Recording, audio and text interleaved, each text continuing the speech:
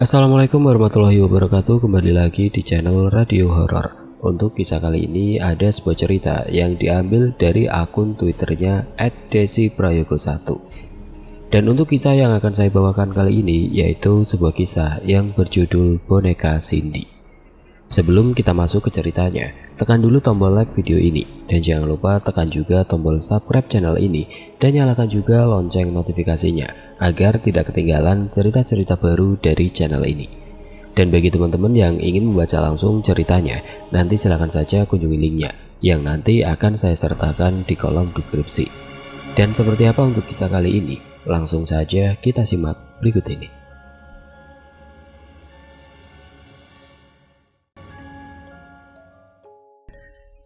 Cerita kali ini datang dari Mbak Vika yang sedang berdomisili di Bekasi. Mbak Vika ini sebenarnya asli dari Bondowoso, tapi harus rela merantau ke Bekasi karena tuntutan pekerjaan. Mbak Vika ini statusnya sudah menikah dan kebetulan suaminya orang Bekasi. Sudah 11 tahun menikah, tapi Mbak Vika masih belum diberi kepercayaan untuk menimang momongan. Sebenarnya Mbak Vika sudah pernah hamil sampai 6 kali, tapi semuanya keguguran. Dokter sudah memberi nasihat kepada Mbak Vika untuk tunda dulu kehamilan sampai rahimnya benar-benar kuat. Meski hasil lab menunjukkan bahwa kondisi rahim Mbak Vika ini bagus, tidak ada masalah. Begitu juga dengan sang suami. Kita panggil saja Mas Eko. Pikir Mbak Vika, mungkin dia kelelahan bekerja. Dia sama sekali belum punya firasat kepada boneka itu sampai suatu ketika rumah Mbak Vika ini pernah kemalingan, di mana malingnya sampai berhasil membobol rumah Mbak Vika yang kondisinya saat itu sedang pulang kampung ke Bondowoso. Sejak kejadian itu Mbak Vika dan suami putuskan untuk memasang CCTV di semua ruangan rumah agar mencegah situasi yang tidak diinginkan. Tapi kenyataannya bukan sosok maling yang dilihatnya di CCTV, melainkan keanehan boneka yang dibelinya di sebuah toko preloved ketika dia pulang kampung ke Bondowoso. Jadi posisi boneka itu selalu ditaruhnya di ruang keluarga, diletakkan di sofa panjang yang menghadap ke arah TV. Hampir setiap malam posisi boneka ini berpindah, tapi ada di suatu momen di mana boneka ini berjalan sendiri dan terekam CCTV. Saat video call dengan Mbak Vika, kita dikasih lihat bonekanya. Tidak ada yang aneh dengan bentukan boneka ini, hanya boneka anak perempuan berambut blonde keriting sebahu dengan mata biru dan baju dress. Yang kata Mbak Vika, dress ini baju kesukaannya, dan ketika diganti dengan pakaian lain, seakan matanya menatap Mbak Vika seperti tidak suka. Tapi Mbak Vika menganggap kalau dia hanya halus saja. Kalau kalian ingat sosok Susan, lah boneka ini sejenis boneka yang seperti itu. Sama sekali tidak ada kesan horornya, malah boneka ini terlihat imut sekali. Boneka ini Mbak Vika beri nama Cindy. Kenapa kok dikasih nama Cindy?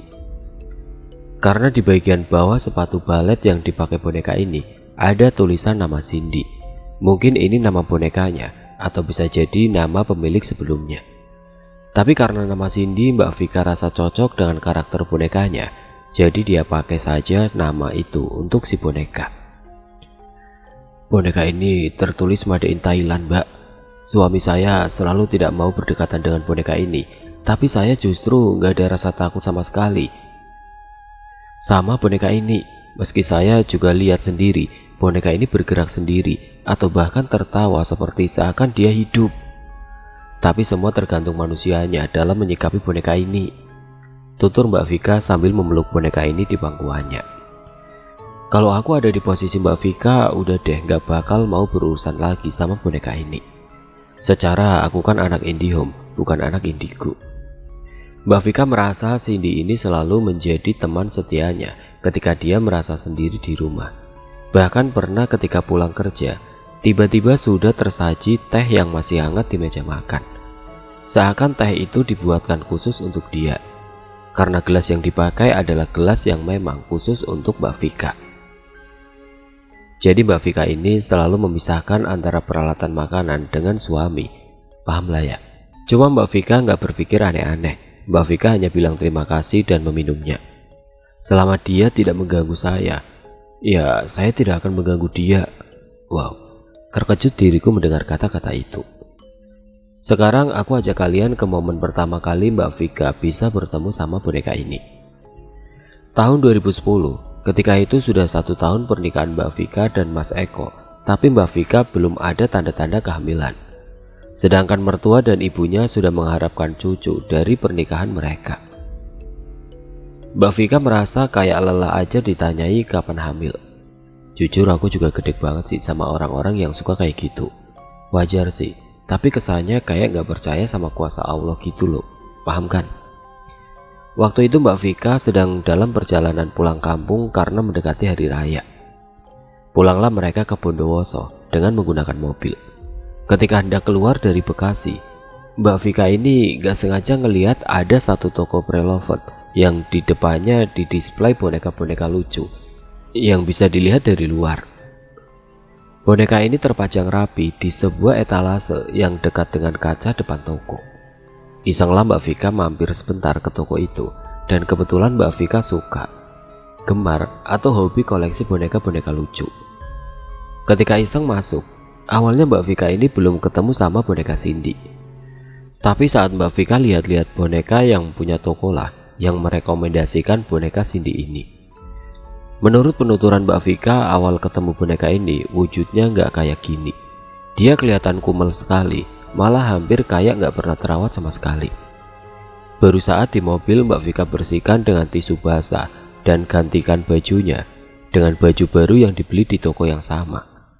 Selama perjalanan ke Bondowoso, boneka ini yang menemani Mbak Vika dan mengurangi kadar bosennya. Singkat cerita, mereka tiba di Bondowoso.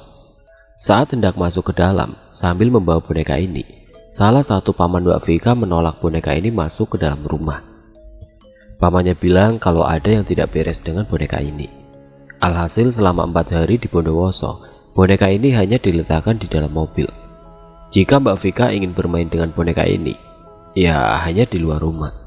Baik, keluarga Mbak Vika ini sedikit menganut ilmu kejawen, jadi paham kan? Mbak Vika masih belum berpikir aneh-aneh dengan bonekanya. Setelah liburannya selesai, baliklah lagi mereka ke Bekasi, dan saat mereka pulang, ternyata rumahnya sudah kebobolan maling. Sejak saat itulah dipasang CCTV, dan bersamaan dengan itulah mereka melihat keanehan-keanehan dari boneka Cindy. Boneka itu awalnya ditaruh di dalam kamar, tapi karena suami Mbak Vika pernah menangkap basah boneka itu berpindah tempat sendiri, jadi Mbak Vika disuruh suaminya untuk menaruh bonekanya di luar saja. Cerita epiknya gini. Waktu itu suami Mbak Vika mau sholat tahajud. Memang sudah kebiasaan sang suami. Tiba-tiba suaminya berteriak gara-gara ngelihat bonekanya ketawa sama gerak-gerak. Kita nggak paham gerak pastinya gimana, tapi kalau menurut yang dicontohkan Mbak Vika sih kayak goyang-goyang gitu. Fine aja, boneka ini tidak bisa mengeluarkan bunyi apapun, jadi dia cuma boneka biasa aja gitu. Kata Mbak Vika, justru yang paling banyak dikasih lihat eksistensi boneka ini ya sang suami. Dirinya malah hanya melihat pas di CCTV itu doang, dan kalau untuk lihat langsungnya dia belum benar-benar bisa memastikan kalau boneka ini hidup. Paling ya sebatas perasaan seakan bonekanya melirik.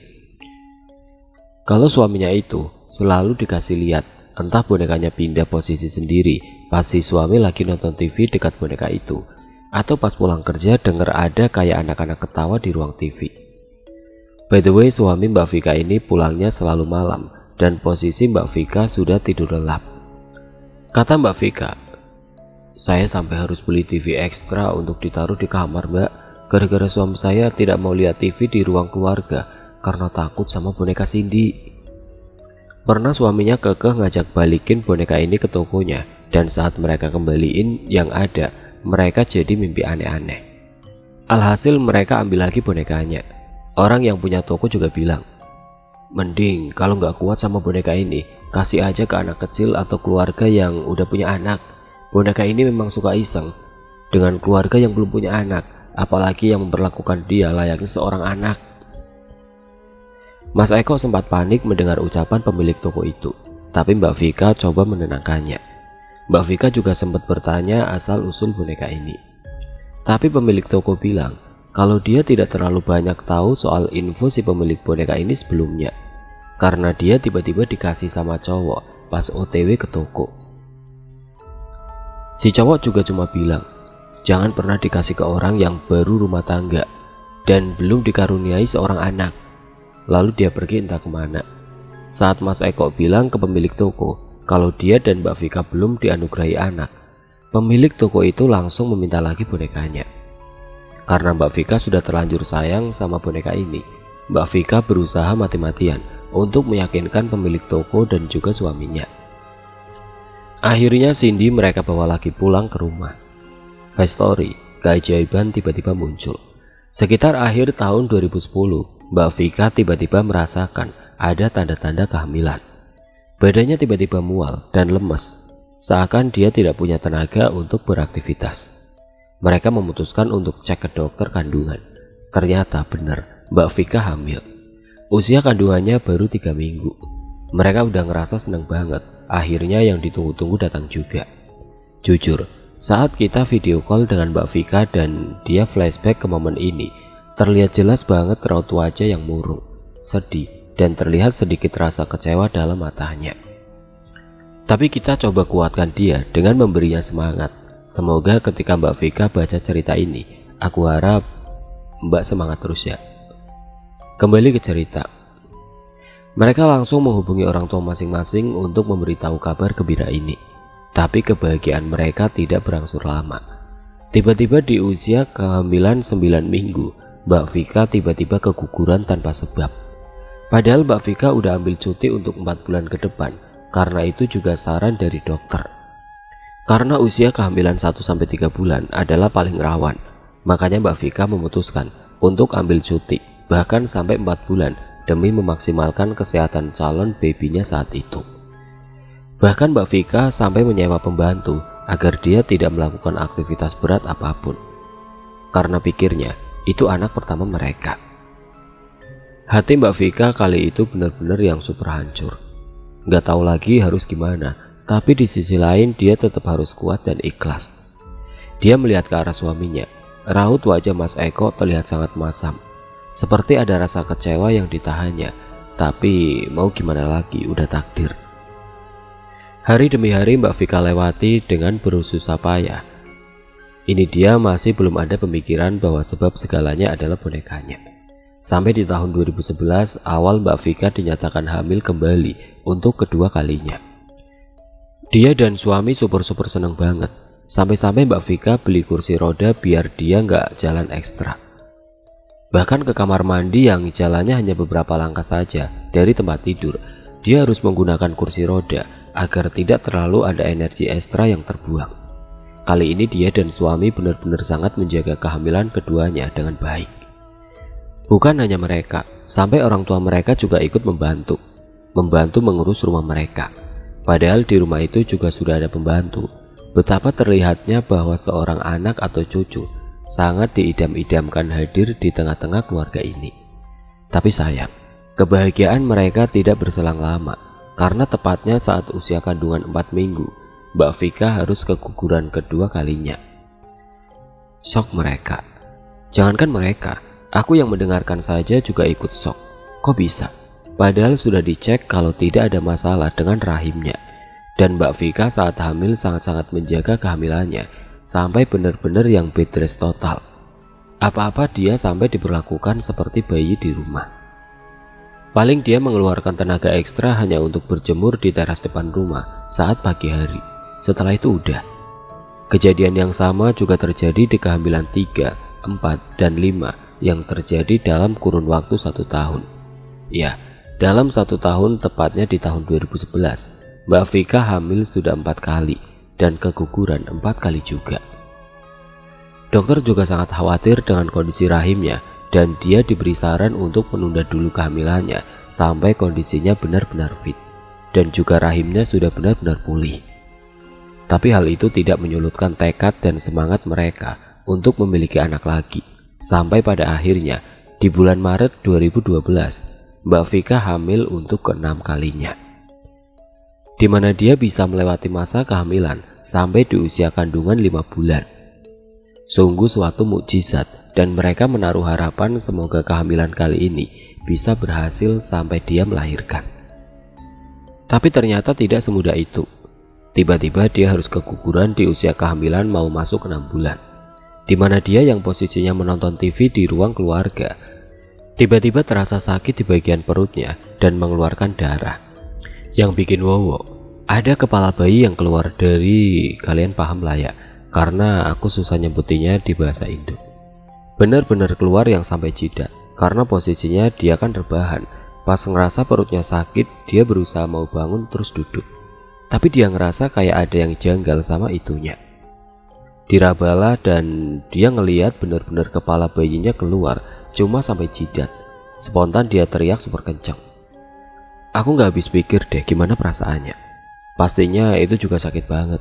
Karena kondisinya yang udah kritis, dia langsung dibawa ke rumah sakit dan ternyata bayi yang dikandungnya sudah tidak bisa terselamatkan akibat kekurangan oksigen.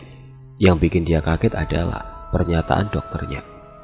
Ibu kalau BAB suka yang ngeden ya. Next kehamilan jangan lagi ya bu, karena akibatnya seperti ini, bayinya jadi ikut tertarik paksa. Lah, bagaimana bisa orang dia rebahan di sofa bukan lagi BAB?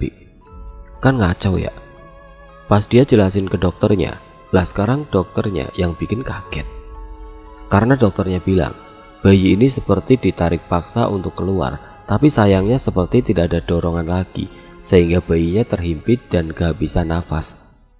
Aku ngedenger ini auto cuma melongo. Sumpah, gak bisa bayangin gimana kesakitannya Mbak Vika saat itu. Hari pun berlalu. Sekiranya beberapa hari setelah keguguran untuk ke-6 kalinya, Mbak Vika mencoba rileks dengan pergi ke puncak bareng suami. Untuk pertama kalinya dia tidak membawa boneka Cindy karena sang suami tidak mau ada boneka itu. Mas Eko merasa tidak nyaman dengan dia. Saat sudah berada di puncak, Mbak Vika iseng mengecek ke rumahnya. Apakah masih kondisi aman? Ternyata semuanya aman. Saat itu dia mengecek CCTV di jam 8 malam, di mana itu rumah benar-benar sepi karena pembantunya sudah pulang sejak pukul 4 sore. Itu hanya selama dia tidak ada di rumah. Jika dia di rumah, jam kerja pembantunya sampai pukul 6 malam. Kembali ke CCTV. Di rumah itu yang tidak ada CCTV-nya hanya di kamarnya saja, sedangkan hampir seluruh ruangan ada CCTV-nya. Ketika dia iseng melihat-lihat, dia sadar kalau bonekanya tidak ada di ruang TV. Padahal dia ingat banget kalau terakhir kali dia taruh bonekanya di ruang TV. Gak mungkin juga pembantunya yang mindah, karena pembantunya ini juga sangat takut untuk menyentuh bonekanya. Karena Mbak Vika penasaran posisi bonekanya sekarang di mana, dia mencoba melihat CCTV yang lain dengan teliti. Betapa kagetnya dia saat melihat CCTV di ruang makan dan dapur. Dia melihat bonekanya sedang duduk di meja makan sambil tangannya memegang sendok dan seolah-olah sedang makan sereal yang ada di hadapannya. Bagaimana bisa? Benda mati bisa makan, apalagi sampai ambil makanannya sendiri. Di situ dia juga melihat kondisi dapur yang sangat berantakan, seolah seperti sedang diobrak-abrik dengan tenaga super besar.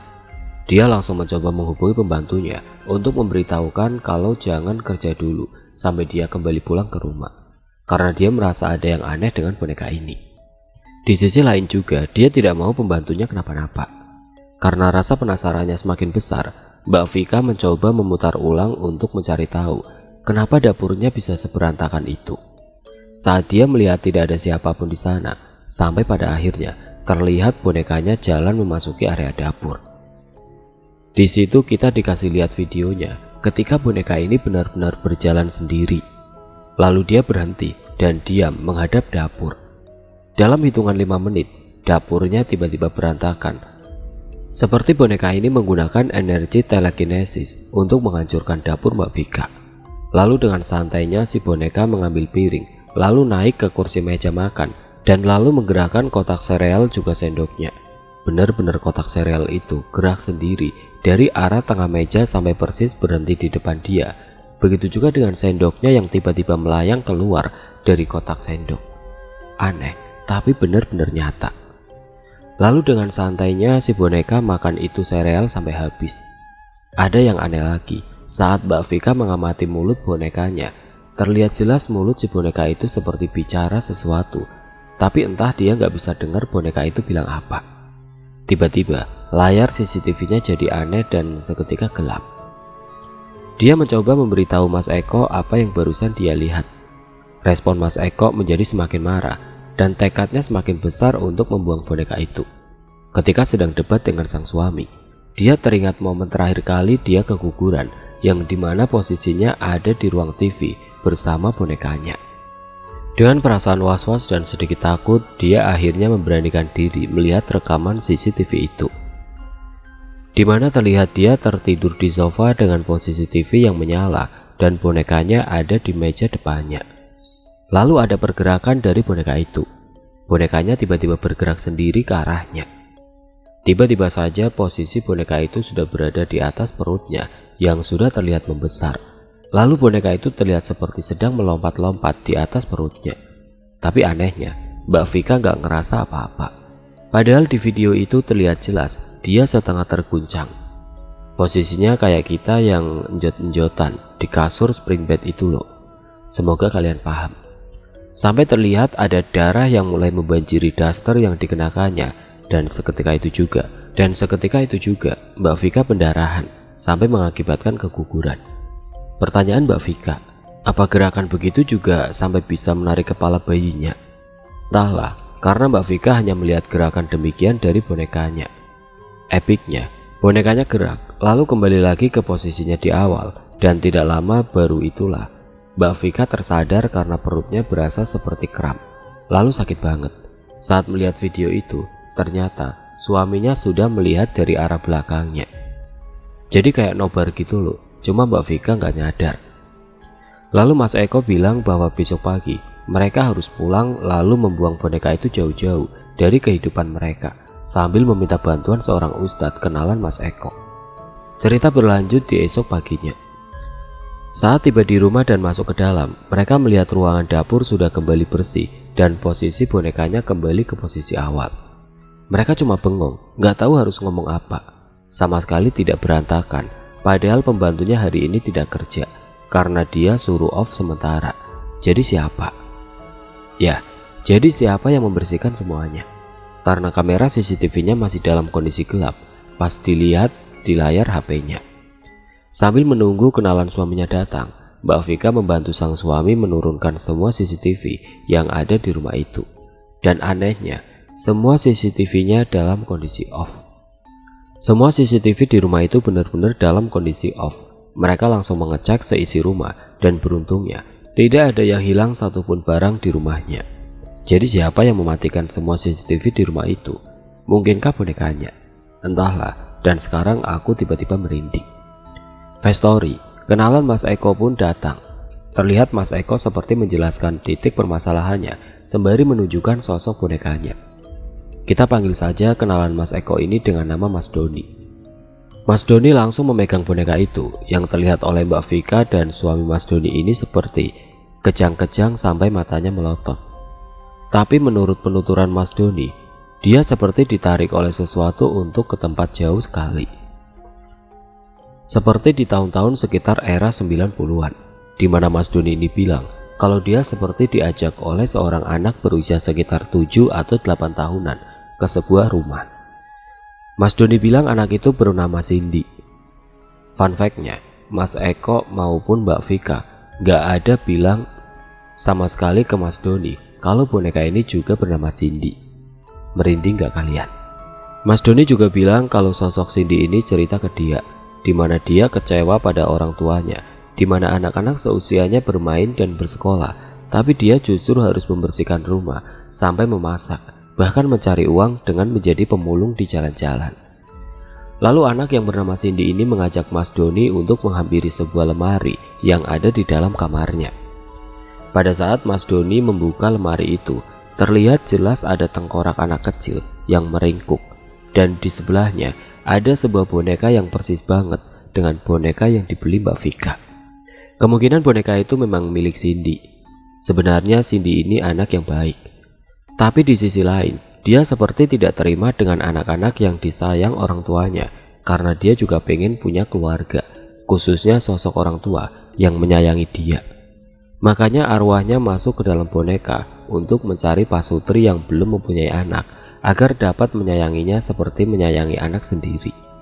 Kata Mas Doni, boneka ini pertama kali dimiliki oleh seorang ibu yang mempunyai anak bayi berusia 2 bulan. Dimana dengan sadis, Cindy ini membunuh anak ibu itu sampai mukanya tidak berbentuk lagi.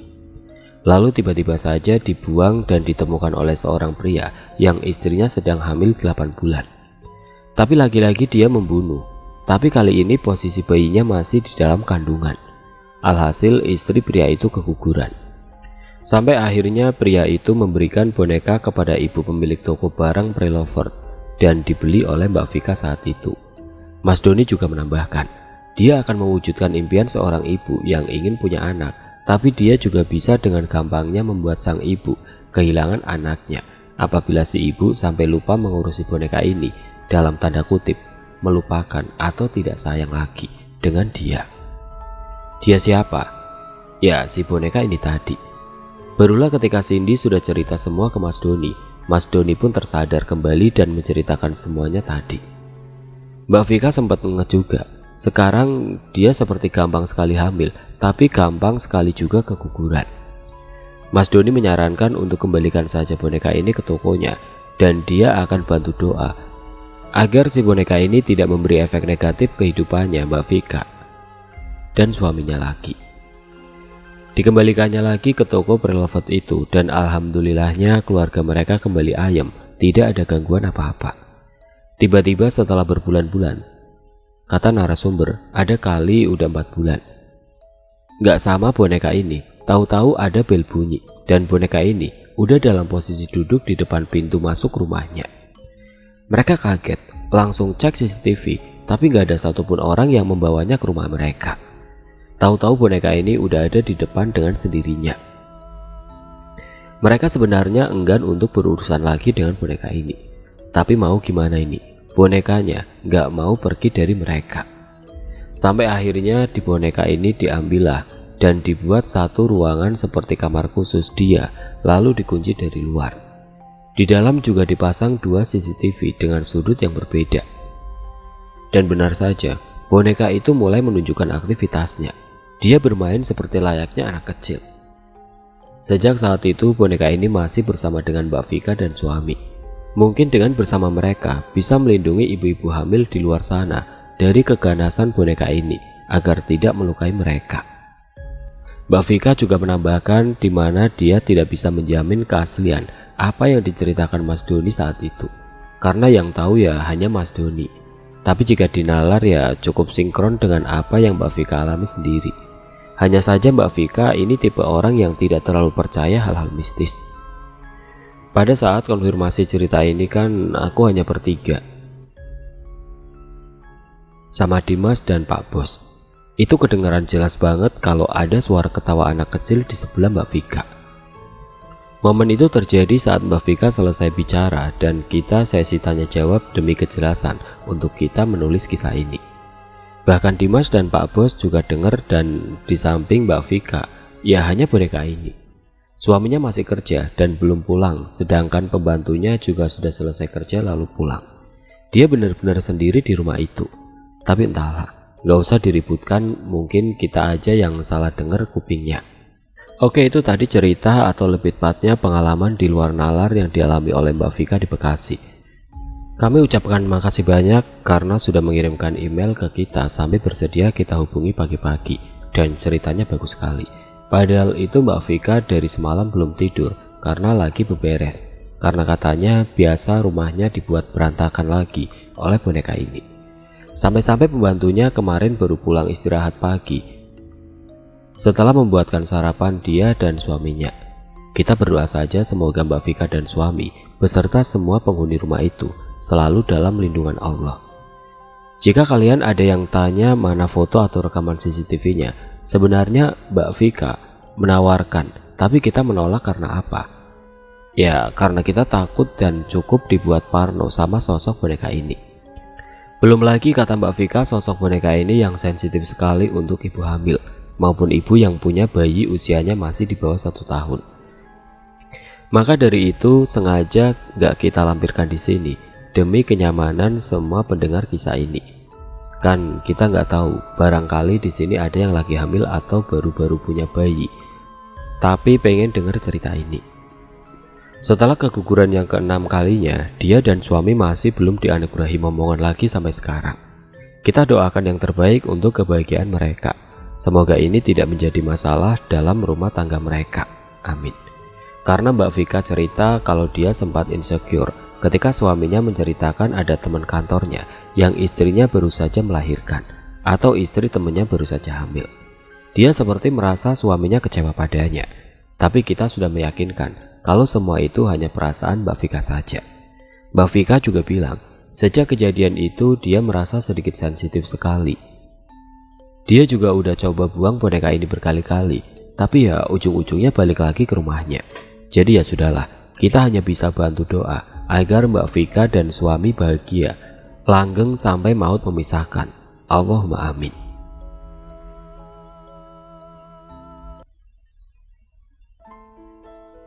Oke teman-teman, sekian untuk cerita kali ini. Semoga apa yang sudah saya bagikan dalam kisah ini dapat dijadikan pelajaran untuk kita semua. Dan bagi teman-teman yang baru bergabung, jangan lupa untuk like, komen, share, serta subscribe channel ini. Dan nantikan kisah-kisah horor berikutnya tetap di channel Radio Horor. Wassalamualaikum warahmatullahi wabarakatuh.